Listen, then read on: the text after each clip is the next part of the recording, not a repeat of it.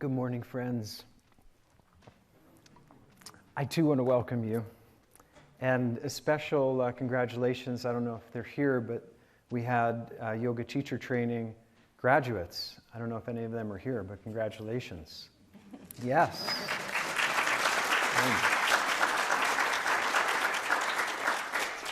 Well, if you'll indulge me, I actually have two readings, one for the beginning and one for the end.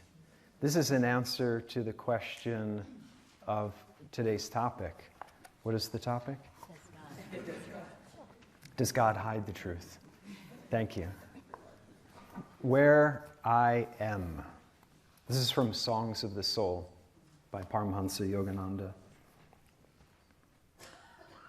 Not the lordly domes on high, with tall heads daring clouds and sky, nor alabaster shining floors, nor the rich organ's awesome roar, nor rainbow windows beauty quaint with colossal chronicles told in paint, nor torch nor incense curling sore, nor gay-dressed children of the choir, nor well-planned sermon, nor loud-tongued prayer can call me there.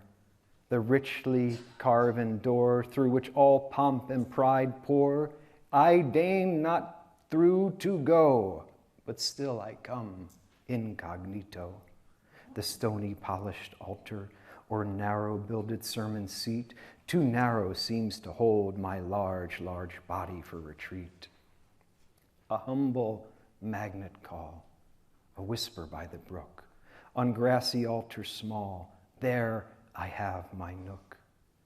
A crumbling temple shrine, a little place unseen, unwatched, unhedged, is where I humbly rest and lean. A sacred heart, tear-washed and true, doth draw me with its rue. I take no bribe of strength or wealth, of caste or church or scribe, of fame or faith or festive breath, but wail for truth, and ere the broken distant heart doth draw me to heathen lands, and my help in silence I impart. These are so beautiful, so touching. That one part of that poem resonates deeply with me. A humble magnet call, a whisper by the brook, on grassy altar small, there I have my nook.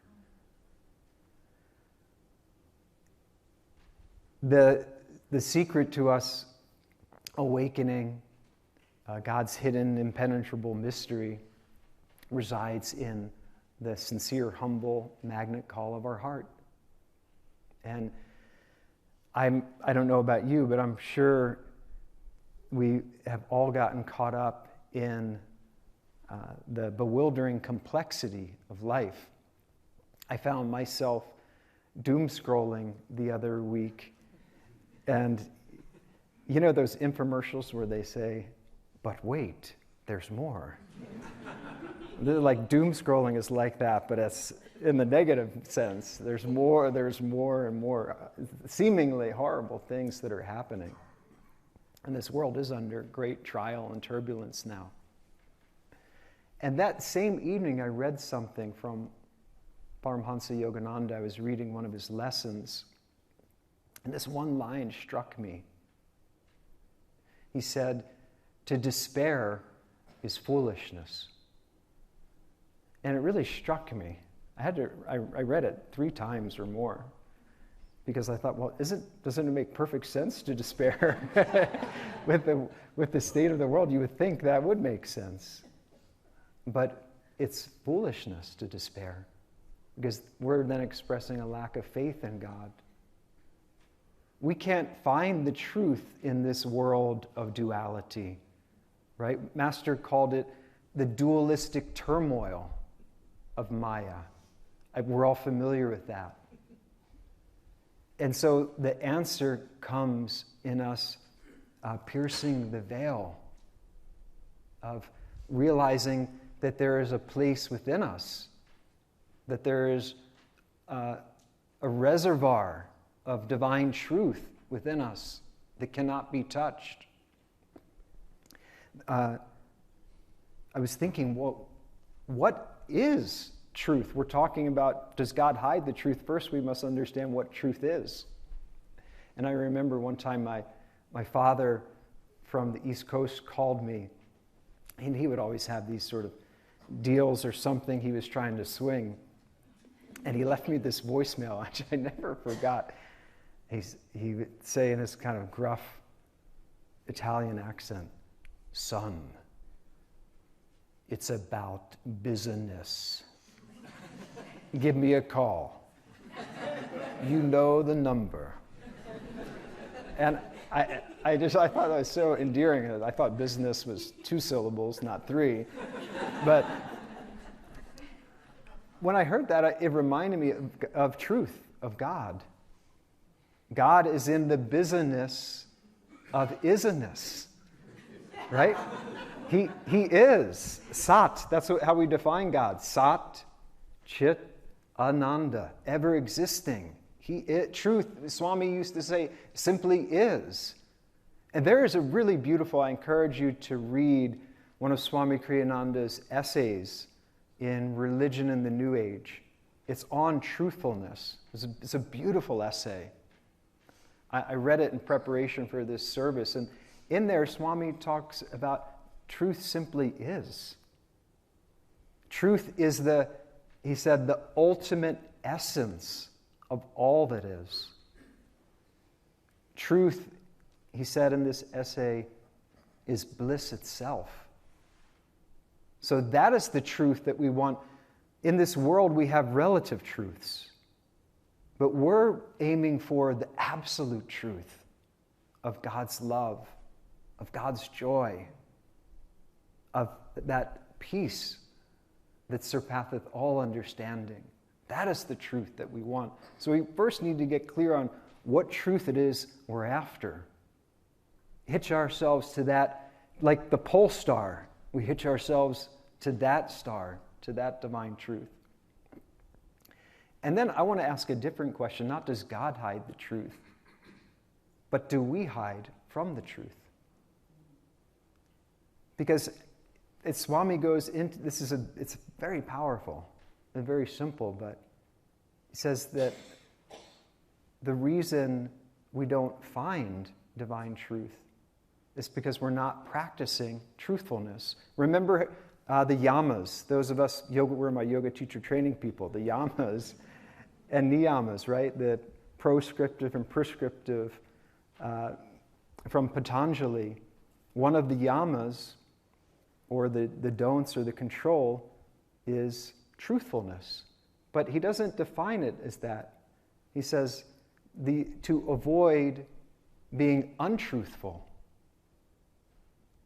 Because you are a part. We say these things every week, but we have to realize it. We have to take it deeper. You are a part of all that is.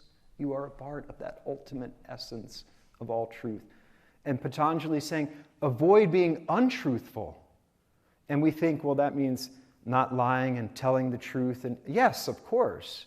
And Swami would say, if you say you're going to go and get the newspaper, do it. Fulfill your word, even if it's inconvenient.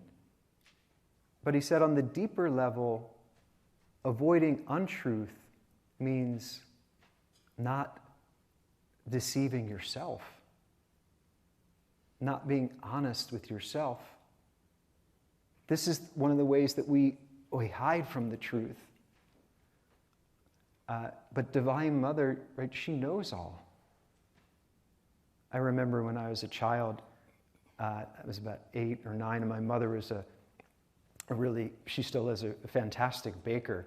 And so she had the flour and the sugar, big canisters out on the countertop. And she wasn't in the kitchen, she was back in the bedroom, and I thought, I'll just sneak and get some sugar and put it on my cereal. And so I snuck up onto the countertop. I got a big spoonful of sugar, and I was about to put it in my cereal. And I heard, "Philip, are you in the sugar?" And I was like, oh my God, how did she know?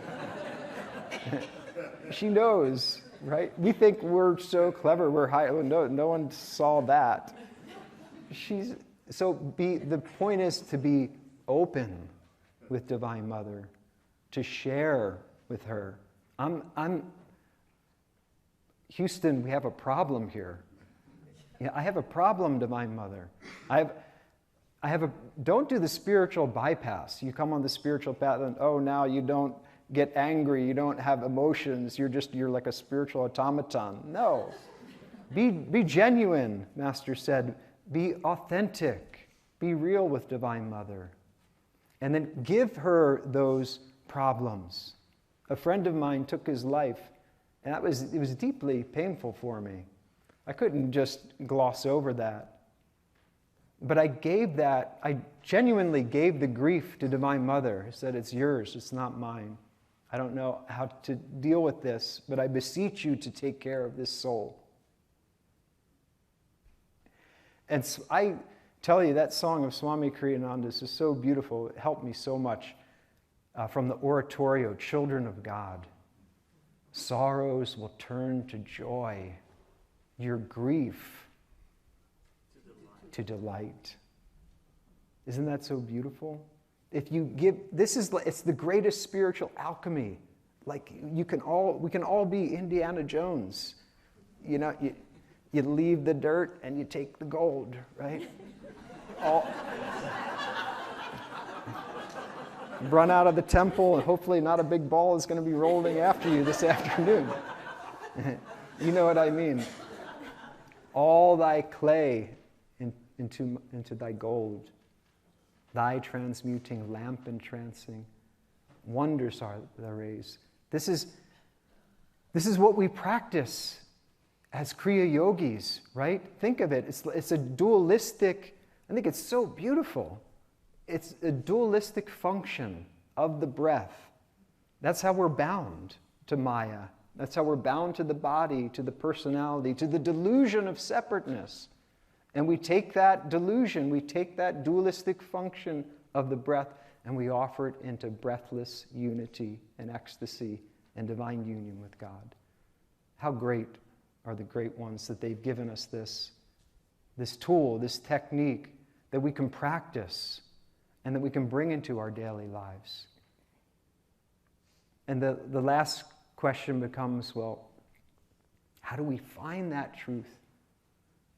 If we look for it, if we practice with sincerity, Divine Mother will reveal that truth to us if we're working with her honestly. I want to share this helpful affirmation that I found from Swami Kriyananda, because one of the ways that we get caught is time. I hadn't thought of time as a delusion, and I was studying the Material Success course. We were doing a book study, and there's this one lesson where Swami talks about timelessness. And there's an affirmation. I'd like to offer it. I am in control of my life. Time cannot control me, for I am timeless forever, right here and right now. Isn't that beautiful? I am in control of my life. Time cannot control me, for I am timeless forever, right here and right now. I don't know about you, but I fall into that. Gosh, I don't have enough time. I've got so much to do. I've got, this, that, and the other thing. That's when we're caught by Maya. No. I am in control. Time cannot control me. I am timeless forever, right here, right now. Master said, this is mind-blowing. The litmus test for self-realization, that you are truly and unconditionally happy. What better place to be happy than right now? Take advantage, like Master said, you have to live. Why not live in the right way? So I'd like to close with this story. It's actually a story that Nayaswami Maria compiled in our new release, Stories from the Life of Yogananda. And this is the story of a boy who became a saint. This is a true story. When Master was leading the school, the Ranchi school in India, there was he accepted young boys, but they were 12 and under. And this young boy was older. He was about 15, maybe 16. And he wanted to be accepted. So Master had a conversation with him. And the boy smoked, and he was he was reckless, and his parents couldn't control him. And Master said, well, you've defeated your parents. They don't want you to smoke, but you smoke. But you haven't defeated your own misery. You're hurting yourself. And Master said, my arrow struck home, and the boy began to weep. And he said, they're always beating me at home. And Master said, come, I will accept you, but I won't play detective. I will be your friend. As long as you are willing to change and improve upon your mistakes, I will help you. And so he accepted the boy. But he said, but do not lie to me. Lying destroys friendship. If you want to smoke, come to me, let me know. So some weeks later, after he was accepted, he came to Master and said, I have this terrible desire to smoke. And Master said, here, take the money, go get the cigarettes, go smoke. And the boy said, no, I can't take your money to go get cigarettes. And Master said, no, take the money, go get the cigarettes, smoke. And they had this back and forth, this tussle back and forth. And the boy said, you won't believe it. I have no desire to smoke anymore. He opened to Divine Mother. He shared that challenge with her. And her love through Master came in, and he was changed in that moment. And we can be changed right here and right now, because we too are children of God. And I want to close with the answer. This is where I am. And this is from Whispers from Eternity. I am here. Alone I roamed by the ocean's shore and watched the wrestling waves and brawling roar. Bounding with thy own restless life, I saw thee in thy angry mood tossing and foaming, until the very vastness of thy wrath made me shiver and turn away in dread from so much violence and strife. And then I walked inland, a kindly spreading sentinel tree waved friendly arms to comfort me, consoling me with gentler look sublime. Its leaves and branches swayed in tender lullaby rhyme, conveying a message that I knew was thine. Above me high, I saw the gaugeless mystic sky, and childlike in dim valleys I sought to pry out thy secrets and to play with thee. In vain, alas, did I seek thee hiding there, cloud-robed, foam-sprayed, leaf-garlanded, too elusive for mortal eyes to see or ears to hear. And yet, I knew that thou wert always near, as if playing hide-and-seek with me, receding each time when I almost touched thee. I groped for thee in the maddeningly complex folds of dark ignorance, as old as time itself is old. At last, I ceased my search almost in despair. What hope had I of finding thee, thou royal sly eluder? Thou art, I know, everywhere. Yet thou seemest nowhere, lost in unplumbed space, where none may clasp thee or behold thy face. Yes, despairing, I ceased my fruitless search, turned huffily away from thee. My ploy was unsuccessful. Still, no answer from the wrathful sea, and only whispers from the friendly tree. Naught but silence from the limitless blue sky, silence from valleys low and mountains high. Like a hurt child, within the depths of me I hid and sulked, no longer seeking thee. And then, lo, suddenly, unheralded, an unseen hand snatched from my eyes that all-black band, which had blinded me so long with fold on fold, no longer weary, but filled with strength untold. I stood and gazed again, a laughing sea instead of wrathful roars, a gay, glad world with mystically opening doors, with only mists of dreams between. Someone beside me stood unseen and whispered to me calm and clear, "Hello, playmate, I am here."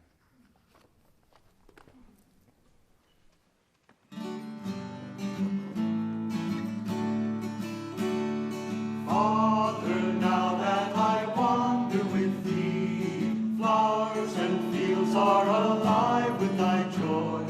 All that I own to thee I've given. Now I sing in thy love I am free. Father, now that I dance in thy name, birds and animals share in my joy.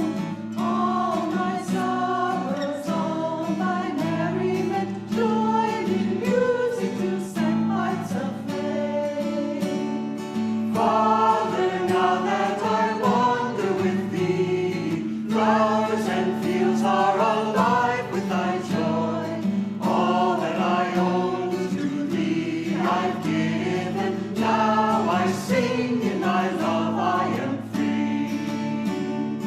Father, now that I dance in thy name, birds and animals share in thy song. All my sorrows, all my merriment, join in music to set hearts aflame. All my sorrows, all my merriment, join in music to set hearts aflame.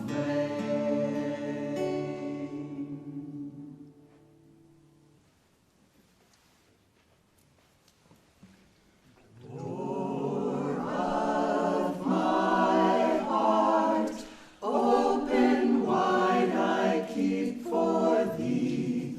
Door of my heart, open wide I keep for thee. Wilt thou come, wilt thou come, just for once come to me. Wilt thou come, just for once come to me. Will my days fly away without seeing thee, my Lord? Will my days fly away without seeing thee, my Lord? Night and day, I look for thee night and day. Night and day, I look for thee night and day. Door of my heart, open wide I keep for thee.